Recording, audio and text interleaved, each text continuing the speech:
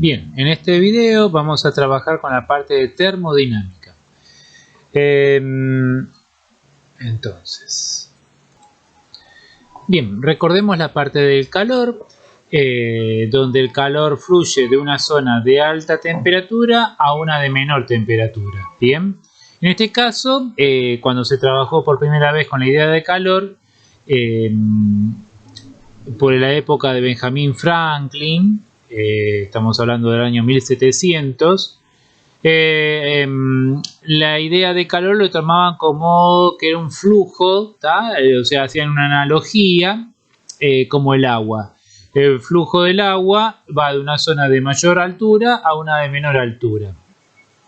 En ese entonces el calor era, al igual que el agua, era una sustancia para ellos. El hecho para explicar la dilatación, recuerden, en la parte de calor, se explicaba como que era una sustancia, y por lo tal, si entraba una sustancia, iba a aumentar de tamaño, como un globo. Cuando uno lo infla, aumenta su tamaño porque está ingresando aire. Entonces, esa es la idea de concepto de calor que tenían, con esa idea de que era un fluido que tenía una sustancia. Podían explicar que al aumentar la temperatura, porque ingresaba calor, aumentaba su tamaño, se dilataba. Obviamente después esa idea se va a descartar, como vimos en el tema anterior de calor. Pero bueno, la idea no está mala, la analogía no es tan mala porque fíjense que tiene un parecido, en vez de mayor altura a menor altura, es de mayor temperatura a menor temperatura va el flujo de calor. Y la idea que tenemos ya, que el flujo de calor no es una sustancia, sino más bien vibración de las moléculas. Entonces, acá podemos completar de la siguiente forma. Ahí quedaría completo, ¿no? En vez de agua sería calor y en vez de altura sería temperatura, ¿está? La altura está relacionada con la temperatura. Mayor altura, mayor temperatura, menor temperatura. Bien. Entonces, seguimos. En este caso, vemos como esta rueda que ponemos, acá tenemos un flujo de agua, ponemos una rueda y aprovechando este flujo de agua se puede producir movimiento, lo que dice acá trabajo, genera trabajo. Entonces, si nosotros, o sea, naturalmente el flujo de agua va de mayor altura a menor altura. Si ponemos una rueda, podemos desviar parte de esa energía a producir movimiento. Bien, acá tenemos el esquema cómo quedaría. En este caso, un motor hace lo mismo, o sea, hay un flujo de mayor temperatura a menor temperatura. La mayor temperatura está cuando se produce la ignición, o sea, cuando se produce la chispa. Y más que una explosión, lo que vamos a decir es que no se genera una explosión en un motor, sino más bien se quema el combustible, que es muy poco combustible, es una séptima parte de combustible, el resto es aire. Esto lo que hace es aumentar la temperatura y aumenta la presión, pero lo que trabaja el pistón es por dilatación. O sea, al igual que si nosotros acercamos la mano a un termómetro, es el líquido que hay adentro, sea mercurio o alcohol, se dilata. Bueno, en este caso es lo mismo. La alta temperatura va a generar una dilatación en el aire que hay ahí adentro y va a empujar al pistón. O sea que un motor no es ni más ni menos, aprovecha la dilatación del aire. El motor se mueve por dilatación del aire. Entonces, el motor provoca un flujo, o sea, una desviación del flujo de calor, bien, a producir movimiento. La alta temperatura es la parte donde está la ignición, más o menos acá dice 1000 grados, y la baja temperatura es a la temperatura que sale el gas. no la temperatura del medio ambiente, sino la que sale el gas, que más o menos son 550 grados, un poquito más, un poquito menos. Bien, entonces de acuerdo a lo que se vio acá, nos queda esto para reflexionar, que dice: ¿puede el flujo de agua pasar de una zona de baja altura a una de mayor altura? ¿El agua puede ir de baja altura a mayor altura? Bueno, la respuesta es sí, pero obviamente con la ayuda de un motor. O sea, si yo tengo un motor, puedo subir agua. Por ejemplo, de un tanque que está acá abajo, con un motor puedo subir agua a un tanque que se encuentra más arriba. Y obviamente que esto no sería un proceso natural. Naturalmente el agua, si yo pongo en un lago, pongo imagínense, pongo un caño en un lago o en un tanque acá abajo y lo conecto con el de arriba, el agua naturalmente no va a subir, necesita ayuda. Bueno, así que obviamente que lo que acabo de nombrar no sería un proceso natural. Bien, vamos a la otra pregunta. ¿Puede el flujo de calor pasar de una zona de baja temperatura a una de mayor temperatura? Estamos en el mismo caso que el anterior. Puede pasar de el flujo de menor temperatura a mayor temperatura, pero vendría a ser en el caso de un aire acondicionado, o sea que puede extraer calor de dentro de la casa y eliminarlo para afuera. Obviamente, si uno pasa por un aire acondicionado cuando está encendido, un día de verano, lo que va a sentir es aire a alta temperatura que está saliendo de este. Bueno, esa alta temperatura, ese calor que está extrayendo, lo está extrayendo del interior de la casa, que se encuentra a menor temperatura. Lo mismo pasa con una heladera o con un freezer. Si cuando se enciende la heladera ustedes ponen la mano atrás donde se encuentra la serpentina, ahí van a sentir un flujo de aire de alta temperatura. Iba a decir caliente, está mal físicamente decir eso, pero bueno, si digo caliente se entiende lo que uno se está refiriendo. Pero bueno, vamos a hablar correctamente en física y tendría que decir aire a alta temperatura. ¿Está bien? O sea, una temperatura mayor a la del medio ambiente. Ese calor que sale de adentro de la heladera y lo manda al exterior. El motorcito, cuando se enciende, está haciendo ese proceso. Bien, obviamente que ese también no es un proceso natural. Bien, acá tenemos, con respecto al punto, con la respuesta anterior, ¿por qué dice, ¿por qué la palabra o espontáneo en la definición de calor? Bueno, acá me está tapando esto. Dice, ¿por qué se utiliza la palabra natural o espontáneo? Obviamente se utiliza en forma natural porque el calor tanto puede ir de una zona de baja temperatura a alta como de alta a baja. Pero necesita ayuda para pasar de una zona de baja a alta temperatura. De la otra forma no necesita ayuda. Bien, acá tenemos una breve historia de la termodinámica, cómo va evolucionando. Por lo general, siempre en la física o en la ingeniería, alguien inventa algo y luego eso se va perfeccionando. En este caso, acá vemos que en 1698 esta persona va a crear esta máquina que bombea agua de las minas, ¿no? Y obviamente porque de la manera tradicional no podían hacerlo. Después viene esta otra persona y perfecciona esa máquina para extraer agua de las napas y como dice acá en 1712, o sea, esto es 1712 esta persona, y después más tarde, o sea, puede ser unos años más tarde, Watt lo va a perfeccionar a la más. Pero lo que se da cuenta Watt es la pérdida, que se está perdiendo mucho calor. Entonces lo que reduce es esa pérdida de calor y lo que se desviaba en calor, ¿ven? Va a formar trabajo con ello. Después dice que parece que gracias a esta persona en 1775, bueno, hace mucha plata. Acá tenemos la idea de Watt. Lo que hace es la máquina antes de Watt. ¿Ves? Acá hay alta temperatura, baja, el flujo de calor va de alta a baja de forma natural y ponemos un motor para desviar parte de ese flujo.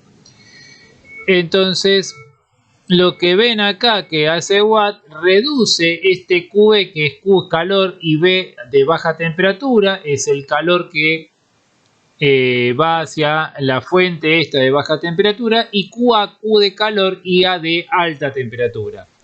LF, recuerden que L de laburo, trabajo, en vez de ponerlo en W, vamos a ponerlo como L. L de laburo, laburo de la fuerza. ¿Bien? Entonces, acá vemos como Watt reduce esta flecha, indicando que va a disminuir este flujo de calor que va hacia la baja temperatura y va a aumentar acá la producción de trabajo. En sí no agrega nada nuevo a lo que ya sabemos de la conservación de la energía. La cantidad de energía que entra al motor es exactamente igual a la que sale. En los dos casos pasa lo mismo, entra la misma cantidad de calor, pero acá se desvía poco para la formación de trabajo y acá se desvía más para la formación de trabajo.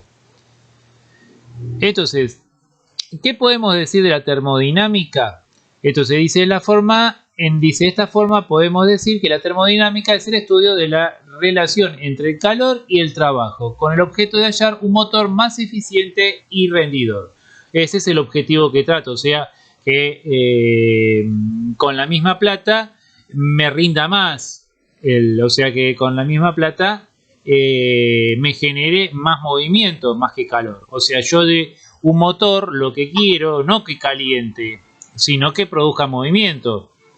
Lo ideal para mí es que el motor esté a menor temperatura y que produzca mayor movimiento. Bien. Entonces, rendimiento real. ¿Cómo calcular el rendimiento real? ¿Qué sería el rendimiento real? Es el porcentaje de energía que se desvía en formación de trabajo. O sea, de esta energía, ¿cuánto se desvió acá? ¿El 10%, 20%, 30%? Eso vendría a ser el rendimiento real porque es el que yo voy a medir. O sea, armo la máquina y bueno, a ver cuánto trabajo me produce. ¿Está? Con respecto a la cantidad de energía que puedo extraer. Entonces acá dice, primer punto, ¿cuánto vale el trabajo mecánico? El trabajo mecánico, trabajando con física 1, conservación de energía, que es el primer principio de la termodinámica, me dice, al motor está entrando 1000 joules y a la fuente de baja temperatura va a 700. Entonces, ¿cuánto trabajo se va a formar? Y bueno, 1000 menos 700, 300 joules es lo que va a desviarse a la formación de trabajo. Observen que no hemos deducido nada extraordinario, aunque estemos en un tema nuevo. Fíjense que estoy aplicando un tema de otro año. Bien, entonces acá tenemos el calor que sale de la fuente de alta temperatura menos el calor que ingresa a la fuente de baja temperatura. La diferencia es igual al trabajo de la fuerza. Bien, el punto B dice, ¿qué porcentaje representa el trabajo con respecto a QA? O sea, si de 1000 joules a toda esa energía se desvía para la formación de trabajo, o sea que el trabajo también es de 1000, en ese caso se está desviando un 100% con respecto a QA. Pero de 1000, tan solo 300 joules es lo que vienen a parar acá. Entonces, ¿qué porcentaje representa eso? Bien, ahí tenemos. Regla de 3 simple. Si se desviarían los 1000 joules, sería el 100% de rendimiento. Pero como se desvió 300, X. Siempre se multiplica cruzado, 300 por 100, dividido 1000. Los joule con joule se van y me queda en la unidad en porcentaje, el 30%. O sea, lo que se está desviando es un 30%. O sea que el motor tiene un rendimiento del 30%. Después del punto se dice, ¿cómo sería la fórmula general para calcular el rendimiento? Bueno, fíjense que 300 vendría a ser el trabajo. O sea, 300 podemos poner o el trabajo o la diferencia de QA menos QB. ¿Está bien? O podemos poner entonces esto o esto. Y abajo los 1000 vendría a representar QA. Entonces acá podemos poner QA menos QB sobre QA o podemos poner trabajo sobre QA. Todo eso multiplicado por 100.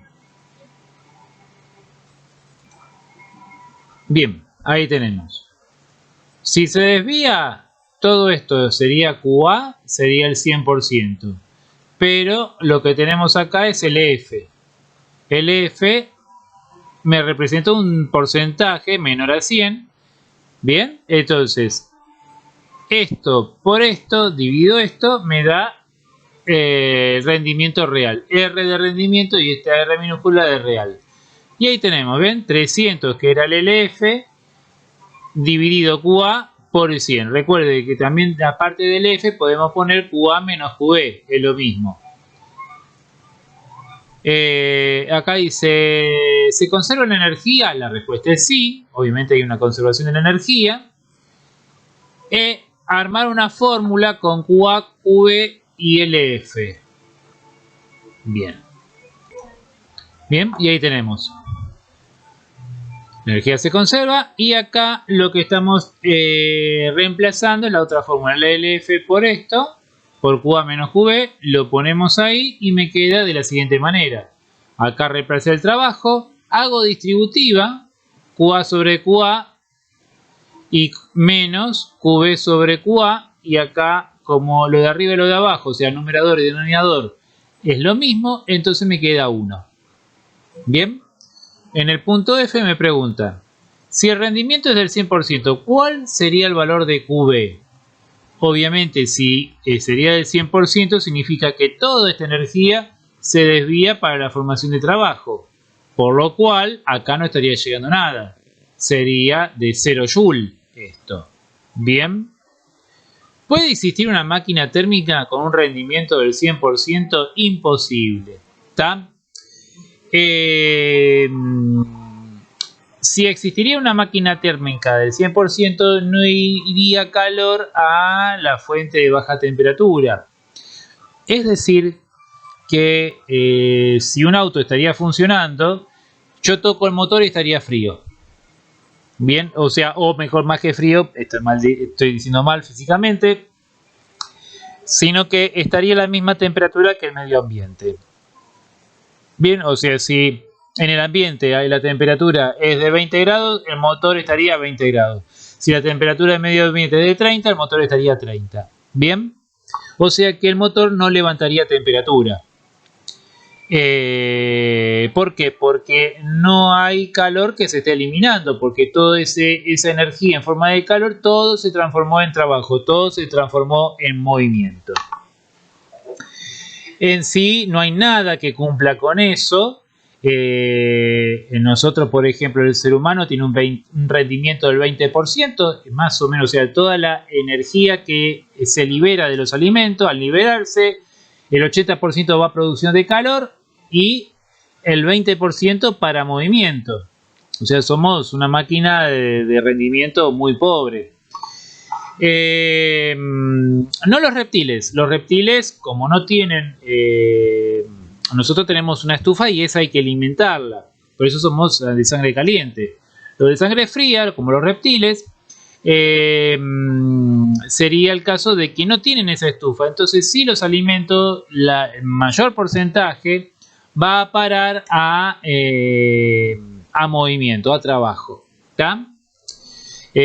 Por lo cual ellos tienen una eficiencia mucho mayor y por lo tanto también requieren menos alimentos. O sea, con que, por ejemplo, una víbora, más o menos, pónganle una víbora de un tamaño de 1 metro, 1,5 metros, con 2 ratas que coma por semana es suficiente. ¿Ya? O sea, con 2 veces a la semana que coma está bien, mientras que nosotros tenemos que comer 2 o 3 veces por semana. Digo, por semana no, digo por día. ¿Bien? Somos menos rendidores en ese sentido. Con respecto, o sea, estamos igual que una máquina a vapor. La máquina a vapor también, esas locomotoras a vapor también tienen un rendimiento del 20%. Si hablamos de un motor naftero, estamos al 35-37%. O sea, de la nafta que se consuma, o del gasoil, de todo eso, tan solo el 30% va a parar a movimiento.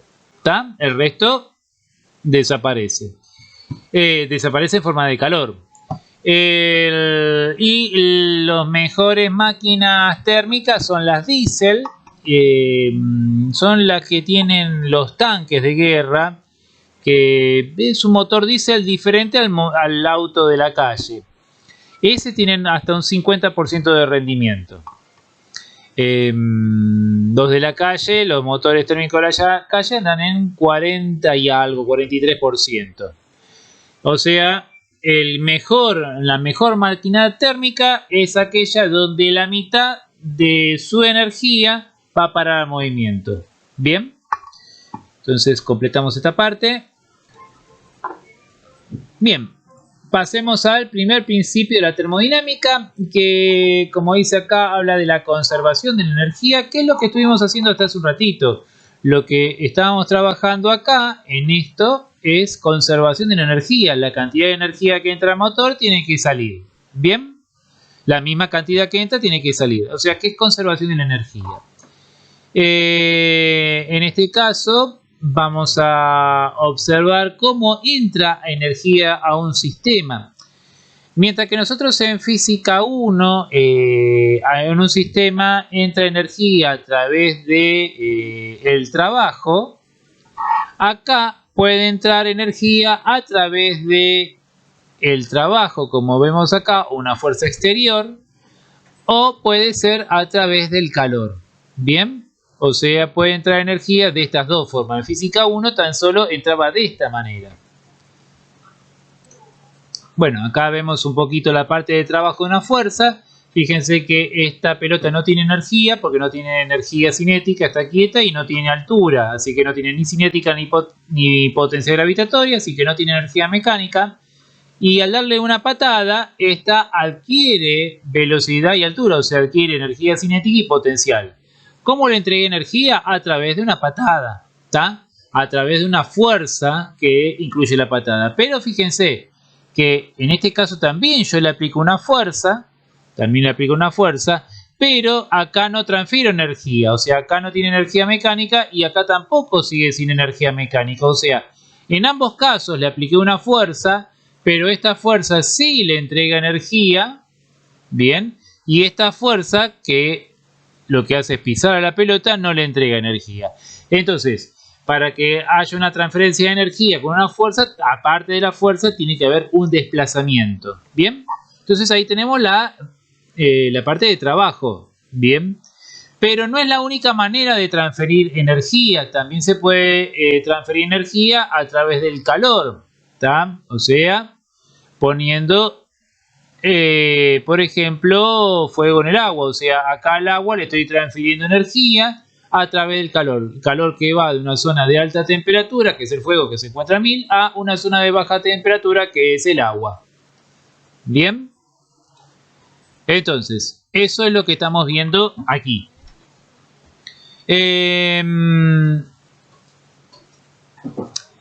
En este caso estoy diciendo que al comprimir el estado final, al comprimir un gas, fíjense, se acumula energía y lo puedo ver porque obviamente esta pelota sale volando. Acá podemos imaginar como que en el gas hay un resorte, ¿está? Primeramente podemos imaginar eso, como que acá en el gas hay un resorte. Entonces si yo comprimo el resorte, le estoy entregando energía, ¿tá? ¿Y cómo me doy cuenta que le estoy entregando energía? Porque si libero el resorte, la pelota sale volando. ¿Bien? Entonces, ahora, a diferencia del resorte, el resorte, la única manera de entregarle energía es a través del trabajo, a través de una fuerza que haya, una fuerza y un desplazamiento. O sea, Al resorte le tengo que aplicar una fuerza y esta fuerza tiene que estar acompañado por un desplazamiento. Es la única manera de transferir energía, pero como es un gas, le puedo transferir de esa manera o poniéndolo al fuego. También le puedo entregar energía de esa forma. En ese caso, vamos a hablar, cuando es un sistema, ¿sí? Le vamos a hablar de energía interna y va a tener la letra U. Acá hablamos de energía, en vez de energía mecánica, hablamos de energía interna, la letra U. Recordemos que en este caso, ya estamos hablando de acá de energía cinética, ¿bien? Recuerden que la energía mecánica es energía cinética y potencial. Potencial, mg por h. Si hablamos de una molécula, la masa de una molécula es muy pequeña, multiplicado por 10 no va a ser mucha la diferencia. Y si lo multiplicamos por la altura, imagínense que la altura puede ser el tamaño de un tanque. Pues pongámosle que le ponemos el tanque parado, ¿qué puede tener? ¿1 metro? Pongámosle un tanque de 2 metros. O sea, algo que la masa de la molécula en kilogramos, imagínense 0,000000 multiplicado por 10 y multiplicado después por 2, obviamente sigue siendo 0,000000 y algo, ¿no? O sea que la energía potencial de una molécula la podemos descartar. Lo que sí vamos a trabajar es con la energía cinética. Pero bueno, uno me pregunta, bueno, la energía cinética también la masa, y la masa es tipo 0,00000 en kilogramos, ¿bien? Tiene una masa muy pequeña. Pero ¿qué pasa? La cuestión es que la velocidad de las moléculas no es pequeña. Están alrededor de los 1000 km por hora, que habría que pasarlo metros por segundo, y eso obviamente es un número mayor. Entonces, aunque no lo crean, cuando uno en este momento está siendo chocado por moléculas que va a una velocidad de 1000 y pico de kilómetros por hora. La cuestión que, como ustedes vieron en física 1, la cantidad de movimiento, masa por velocidad, no es muy grande, por lo cual no lo sentimos. Nosotros tenemos una masa muy grande y ella es una masa muy pequeña. Pero, como la velocidad es grande, la energía cinética, aunque sea pequeña, no es despreciable.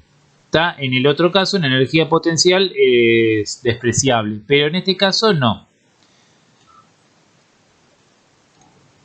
Por lo cual, la energía de un sistema, o sea, de un gas que está encerrado acá, en este émbolo, pasaría a ser energía cinética. La suma de la energía cinética de cada molécula, o sea, de una molécula más la energía cinética de otra.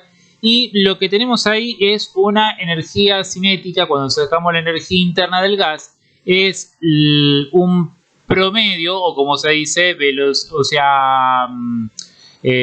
una energía cinética media, un promedio de energía cinética. ¿Por qué? Porque hay moléculas que van más rápido y hay otras que van más lento. Entonces lo que se hace es un promedio. Lo que tenemos acá es un promedio de la energía cinética total. O sea, le hacemos la suma de cada energía cinética de cada molécula y lo dividimos por el total de moléculas. ¿Bien? Entonces, fíjense que en este caso me queda el primer principio, la termodinámica, y no es ni más ni menos que la conservación de la energía. Antes teníamos variación de energía mecánica y trabajamos con el trabajo, y ahora le agregamos el calor. En este caso van a ver que el trabajo tiene acá signo positivo, pero cuando vean algunos libros lo van a ver con el signo negativo. Esto se debe a que en vez de trabajar con el trabajo de la fuerza exterior, en vez de trabajar con la fuerza exterior, trabajan con la fuerza interior. Están trabajando con la fuerza interior. ¿A qué se debe esto?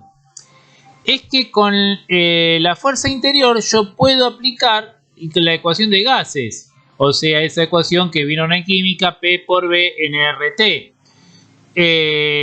Yo puedo aplicar esa fórmula acá porque acá hay un gas. En cambio, con esta fuerza exterior no tengo que aplicar tan solo fuerza por distancia, o fuerza por desplazamiento, mejor dicho. Y nada más. En cambio, en este caso, como la fuerza dividió la superficie y me da una presión, y yo la presión lo puedo obtener por la fórmula de los gases, así que perfecto, me voy a ese caso. Pero, si yo lo trabajo con la fuerza interna, ya tengo que tener algunas precauciones. Tengo que decir que en el caso que, o sea, yo tengo que trabajar que la fuerza interna sea igual que la externa. Para que eso suceda, tengo que tiene que cumplir con la condición de que este movimiento del émbolo sea lento.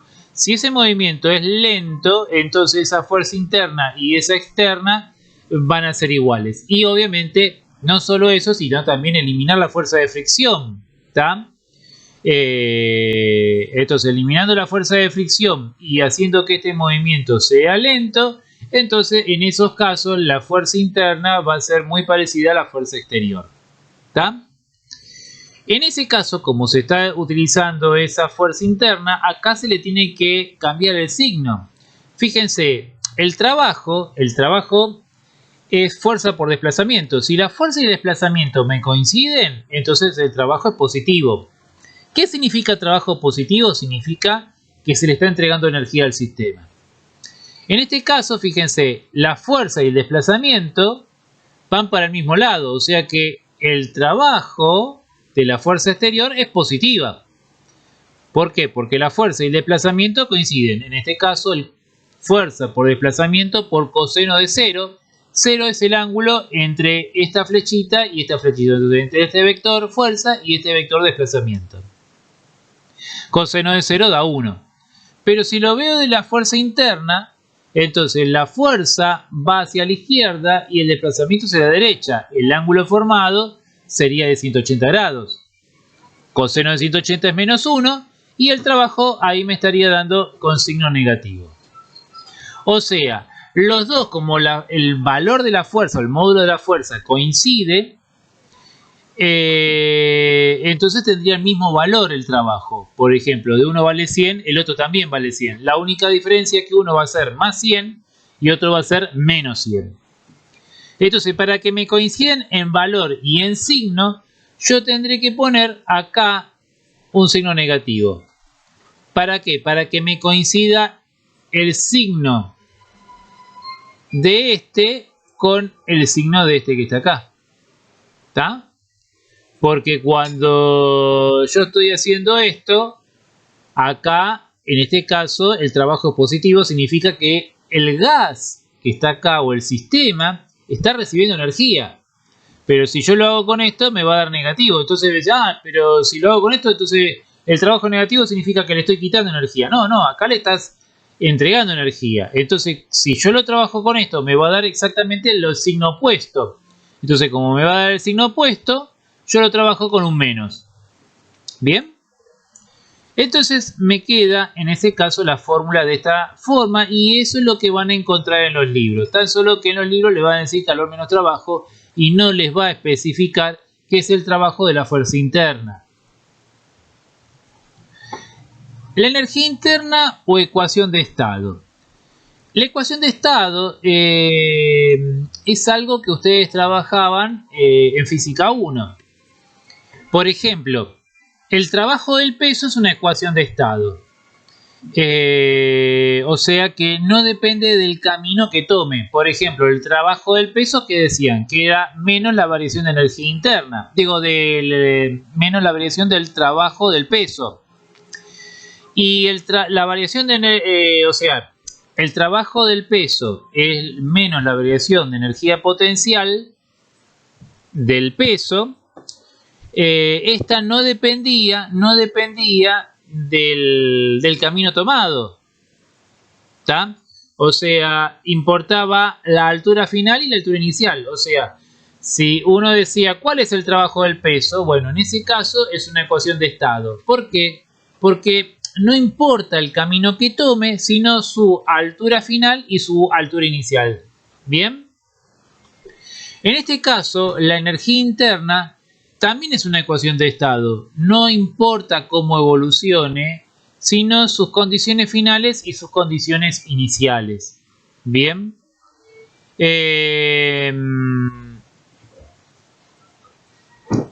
este caso, en este caso lo que tenemos acá es una molécula, donde va a 500 metros sobre segundo y aumenta su velocidad a 1400 metros sobre segundo.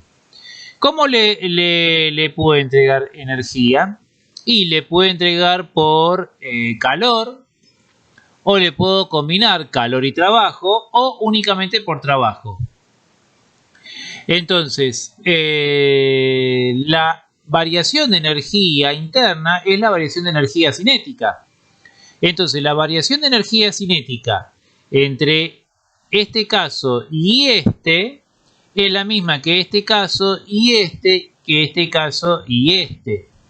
O sea que, aunque hayamos tomado caminos diferentes, un camino A, donde es entregar energía únicamente con calor, el camino B entre calor y trabajo, y este trabajo únicamente, fíjense que la condición final es la misma.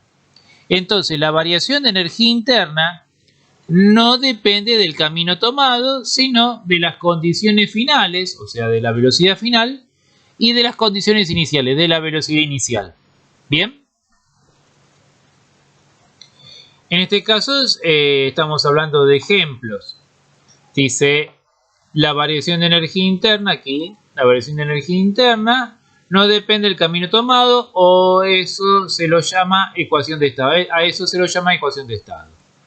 Una analogía vendría a ser, en este caso, donde tenemos que sobre este cuerpo trabajan fuerza conservativa, que es el peso, una fuerza conservativa, por lo cual la variación de energía mecánica en ambos es la misma. ¿Tá? O sea, la energía mecánica en este caso no varía. ¿Bien? O sea, siempre es la misma. ¿Qué tipo de sistema tenemos? Tenemos un sistema aislado, un sistema cerrado y un sistema abierto. El sistema aislado, como ven acá, dice que no intercambia ni materia ni energía. ¿Tá? Dice, por ejemplo, un termo. Un termo bien cerrado, digamos que un termo ideal, ¿no? Obviamente que no entra agua ni sal en el termo, pero tampoco podemos decir que entra y sale calor. Si fuera un termo perfecto, yo lo destaparía a los 100 años y el agua estaría a alta temperatura. O sea, si ingresó el agua a 95 grados, después de 100 años sería 95 grados. Eso se debería porque no elimina nada de calor, pero obviamente el termo, por más bueno que sea, algo de calor va a eliminar. Bien. Un sistema cerrado es el que dice no intercambia materia, pero sí energía. Y como dice acá, las latas, los tuppers, esos son sistemas cerrados. O sea, por ejemplo, una gaseosa uno lo puede meter en la heladera y va a bajar la temperatura de la gaseosa, o sea que va a intercambiar calor, ¿tá? Pero no en materia, o sea que no hay una pérdida de supuestamente ni de gas de la gaseosa ni de líquido. Y sistema abierto intercambia tanto energía como materia. ¿Bien? Entonces nosotros lo que vamos a trabajar es con sistemas cerrados. A veces los sistemas van a estar aislados y a veces van a estar cerrados. O sea que sí intercambian energía, pero no materia. Y a veces no intercambian ni energía ni materia. Procesos adiabáticos. Nosotros dijimos que en la fórmula de energía interna, o sea, de la fórmula de primer principio, nosotros dijimos que la variación de energía interna era una ecuación de estado. Dependía de las condiciones finales iniciales. Pero no así el calor y el trabajo. El calor y el trabajo sí son ecuaciones de estados. No quiero decir todo lo opuesto, ¿no? No son ecuaciones de estado. Dependen de cómo el sistema evolucione. Entonces, En un sistema a presión constante, cuando evoluciona a presión constante, la fórmula de trabajo, acá vamos a trabajar, vamos a ver cómo evoluciona o cómo la fórmula de trabajo cambia para cada evolución. En este caso, a presión constante. A presión constante, siempre vamos a trabajar en un gráfico PV, presión y volumen. Obviamente, el área determina el trabajo realizado. Entonces, como vemos acá, el área es la base por la altura. La base es el volumen final menos volumen inicial y la altura es la presión que está trabajando ese gas. Bien. O sea que ahí tenemos la fórmula del trabajo. ¿Cómo quedaría volumen constante? Y bueno, no hay trabajo. A volumen constante significa que el émbolo no se mueve. Y si no se mueve, no hay desplazamiento, no hay trabajo. Aunque haya fuerza. Puede ser que la fuerza que haga el gas para escapar de un tanque es enorme, pero no realiza trabajo porque el tanque no se mueve, no se está desplazando. Entonces puede haber mucha fuerza, pero al no haber desplazamiento no hay trabajo. ¿Está? Fíjense que al no haber trabajo, y combinándolo con esta fórmula, nosotros también podemos anticipar que la variación de energía interna en este caso es igual al calor. ¿Por qué? Porque dijimos que el trabajo, como el trabajo es nulo, esto vale 0, entonces me queda variación de energía interna igual al calor. Y esto vale 0, entonces se elimina. ¿Bien? Esto es si algo evoluciona a volumen constante.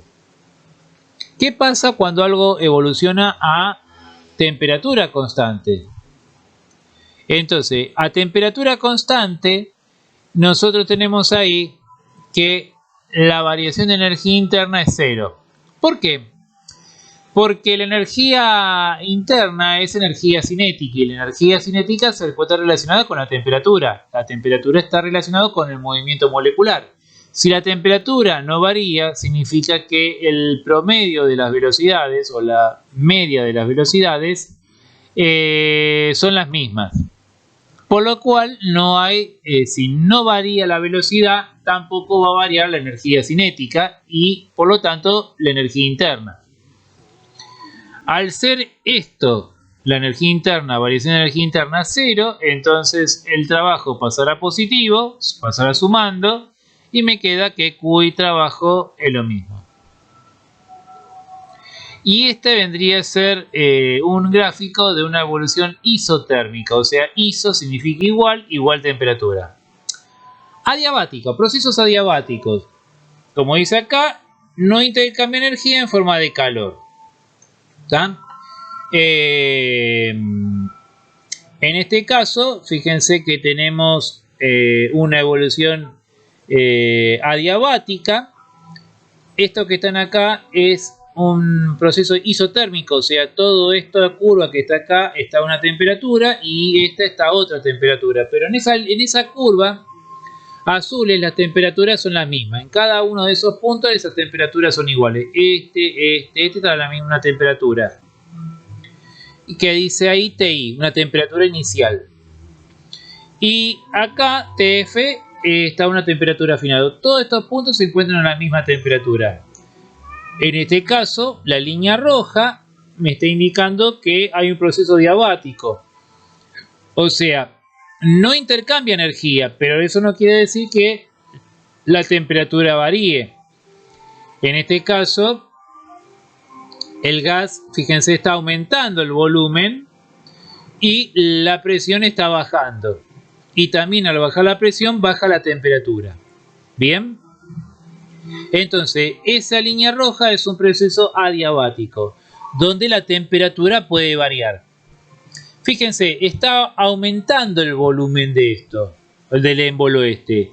O sea, está perdiendo energía. Y esa energía, ¿de dónde viene? De su reserva, de la energía interna.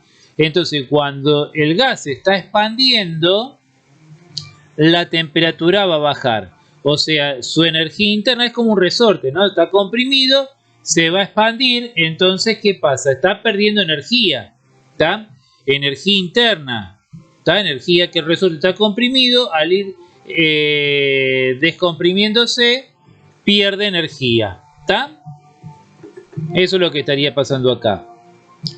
Y en un ciclo de ciclos cerradas, en ese caso, si yo arranco en este punto, paso a este y vuelvo otra vez al punto de partida, en esos casos, en esos ciclos cerrados, la variación de energía interna es cero.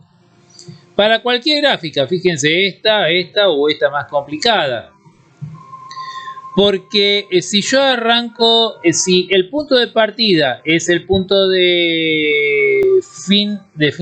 sea, el punto final, o sea, como una pista de carrera, los autos parten de un punto y llegan al mismo punto de partida, entonces en este punto, las condiciones iniciales de presión y volumen y temperatura son iguales al punto final. Si la temperatura inicial y final son las mismas, significa que no hay variación de energía cinética y por lo tanto no hay variación de energía interna. Entonces en un ciclo cerrado, esto vale 0, la variación de energía vale 0. Entonces el trabajo que está negativo lo paso sumando y ahí me quedo. En un ciclo cerrado, el calor y el trabajo es lo mismo. Bien, ahí lo tenemos. En este caso, si sumo la energía interna en cada proceso, si sumo la energía interna acá, más la variación de energía interna en este punto y la variación de energía en este punto, si sumo todas ellas, me tiene que dar lo que dice acá, 0. Ahora, si sumo el calor en este proceso, en este otro proceso y en este otro proceso, la suma del calor en este y en este me tiene que dar igual al trabajo. Acá tenemos un ejemplo donde lo vamos a ir completando de a poco. Acá tenemos la fórmula que tenemos hasta el momento. ¿Tá? Esto es una evolución de A a B a volumen constante. Esto es a temperatura isotérmica, es a temperatura constante. Y acá a presión constante, de C a presión constante. Entonces, de acuerdo a eso, vamos a utilizar estas fórmulas que están acá. De este cuadro, yo sé el proceso de A a B. El calor intercambiado es de 1518,97. Bien. Entre B y C es isotérmica. Está bien. Y me dice que el trabajo de la fuerza interna es de 1668,76. Ese es el dato que me están dando. Y del otro no sé nada. Bien, no sé nada. Entonces vamos a ir completando de a poco con las fórmulas que tengamos acá y con el gráfico que tenemos acá. Entonces, lo primero que podemos hacer es completar, en este caso, 0 esto. O sea, en este proceso A a B, el trabajo vendría a ser 0. ¿Por qué? Porque de A a B lo está haciendo a volumen constante. Fíjense que el volumen no varió.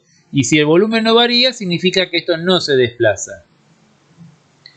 Entonces, como no se desplaza, no hay trabajo. El trabajo es 0. Fíjense que lo tengo acá en la fórmula. Si es una evolución a volumen constante, dice el trabajo vale 0. Bien, eso es lo que vamos a poner acá.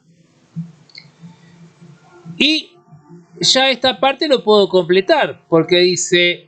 Esta es la variación de energía interna, que dice que es el calor menos el trabajo. Entonces, 1518,97 le quito 0, me queda 1518,97. Esta columna representa a la variación de energía interna. Por eso acá, en esta segunda parte, ven que me da lo mismo que lo tengo acá. Esto que está acá, menos 0, es la variación de energía interna. En este caso, vamos al tramo BC. El tramo BC lo está haciendo isotérmicamente, o sea, a temperatura constante. Entonces yo me tengo que fijar la parte de temperatura constante, que es la parte de arriba. Entonces, ¿qué me dice la parte de arriba? Dice, bueno, mira, en ese proceso, como esa temperatura constante, acá el calor y el trabajo vale lo mismo, o el calor y el trabajo, o el trabajo y el calor, y la variación de energía interna vale 0, claro, porque al no variar la temperatura, no varía la velocidad, y si no varía la velocidad, no varía la energía cinética, y la energía cinética era la energía interna. ¿Bien? No decimos energía interna porque obviamente no nos estamos refiriendo a una molécula, estamos refiriendo a un conjunto de moléculas, ¿está? Es una velocidad media, es como una velocidad promedio, ¿está? Una energía promedio. Entonces me dice, mira, acá esto vale 0, entonces lo completo. Según la fórmula que es a temperatura constante, yo sé que esto vale 0. Bueno, lo completo. Y ahora lleno el cuadro este. Digo, lo que tengo acá menos esto me da 0. Si lo que tengo en esta parte le resto esto me da 0, significa que acá vale lo mismo que esto.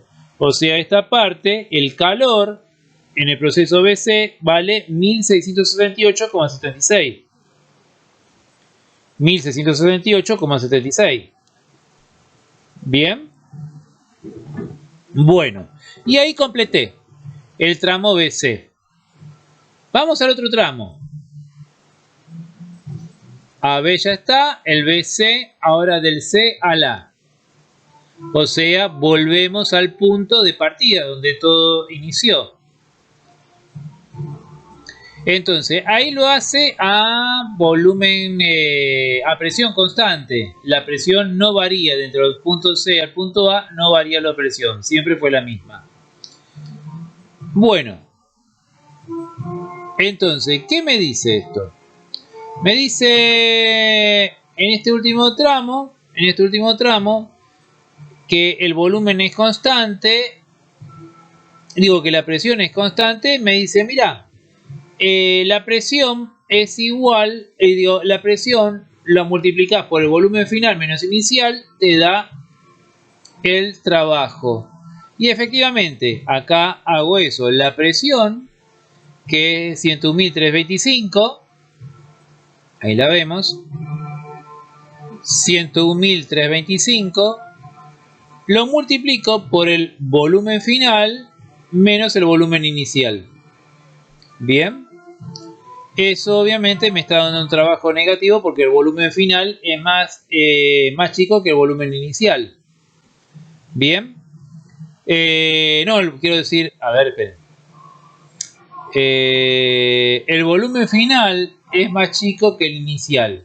Bien, eso me estaría dando final menos inicial, ven, me estaría dando negativo, ¿está?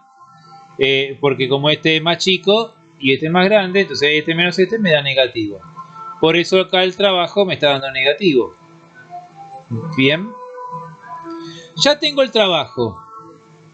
Entonces uno dice, bueno, ahora completemos uno de estos, pero en este caso no tengo fórmulas para el calor o para la variación de energía interna. Entonces no hay manera de llenar esto. Entonces, ¿qué puedo hacer acá?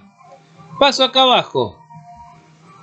Yo sé que el calor, la variación de energía interna de AB más la de BC más la de CA me tiene que dar 0. Ahí está, me tiene que dar 0. Bien. Y en este caso, como esta columna la tengo completa, yo puedo hacer 0 más 1678,76 menos 1013,25, esto me da 655. En un siglo, yo qué es lo que sabía.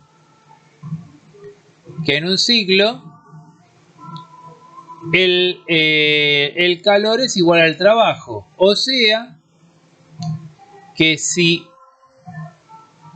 acá el trabajo me dio 655,51, acá me tiene que dar exactamente lo mismo. ¿Está? Ya que lo que tengo acá, el calor menos el trabajo, me tiene que dar la variación de energía interna, que en este caso es 0. Entonces puedo ir completando. Fíjense que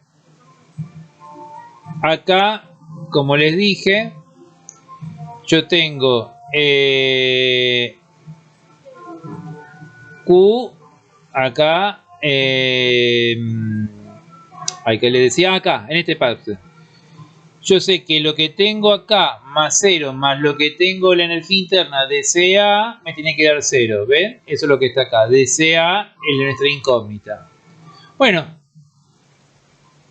a esto lo paso para el otro lado y me va restando y ahí está.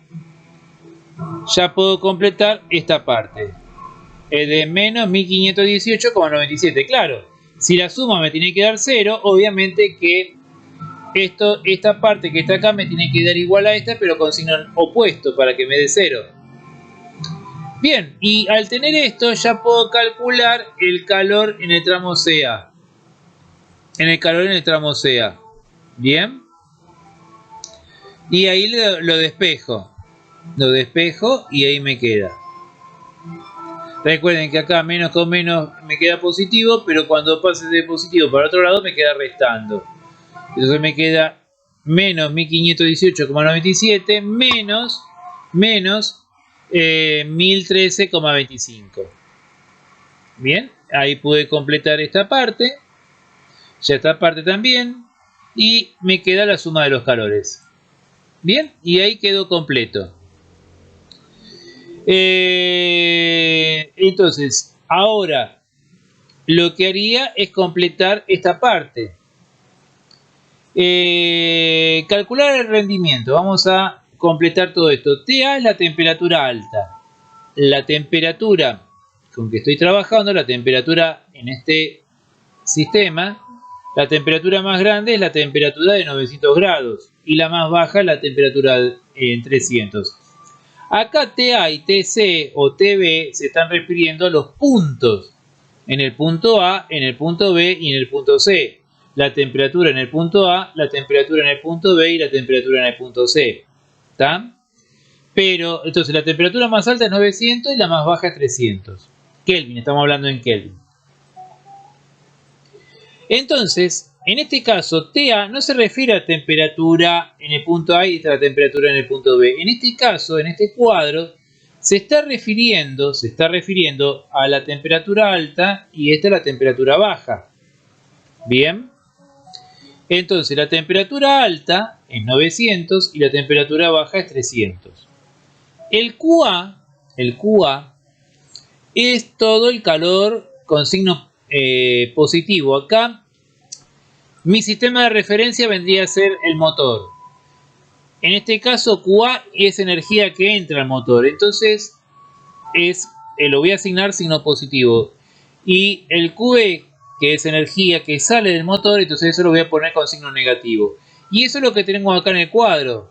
Cuando yo tengo QA positivo, porque es energía que está ingresando, estos 1518,97 y 1678,76 es positivo porque es energía que está ingresando al motor. Y este es negativo porque es energía que sale del motor. Entonces este es menos 2532,22 es lo que voy a poner acá porque está saliendo.